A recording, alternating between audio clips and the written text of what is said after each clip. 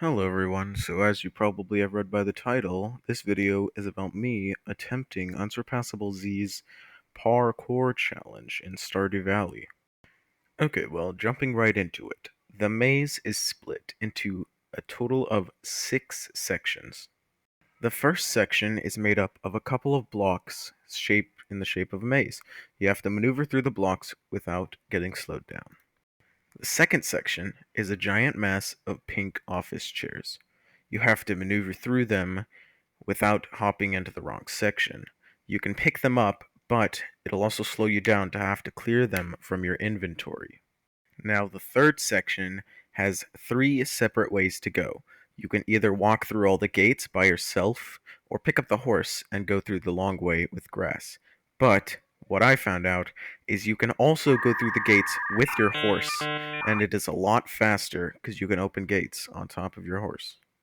The fourth section is really easy. It's just a couple of arcade machines hidden behind trees that you have to maneuver through. Now, the fifth section is, in my opinion, the hardest. First, you have to go in your inventory and take out the item from whatever hotbar slot you're in, because you can't scroll to an empty hotbar slot. There are a total of a lot of chests. Basically, you can either open the chests and take out the fence inside each chest to break the chests with your hands, or you can hold click to push the chests out of the way.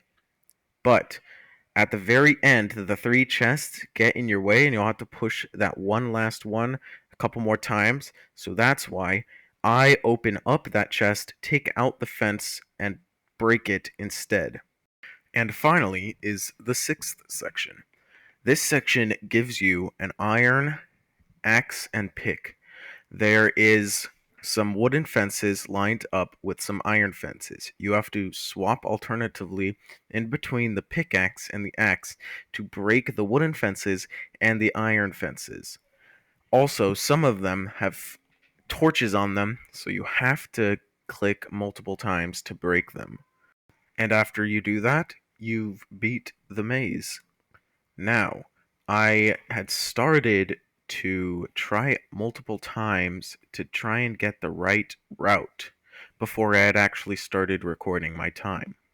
I had practiced multiple runs without timing myself until I finally figured out the perfect route and started to record.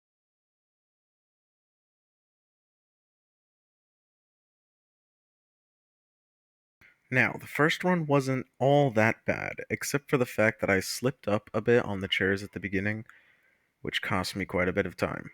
I was left at 1 minute and 54 seconds.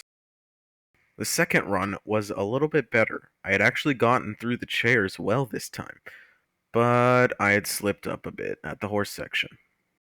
I was left with 1 minute and 49 seconds. Now, this next one. I'm surprised that I even beat my record on this one.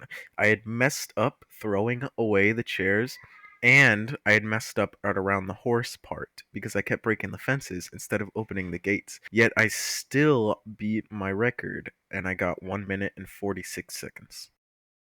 After that, however, I got really lucky and somehow didn't mess up on any of the sections and beat my record by 5 seconds.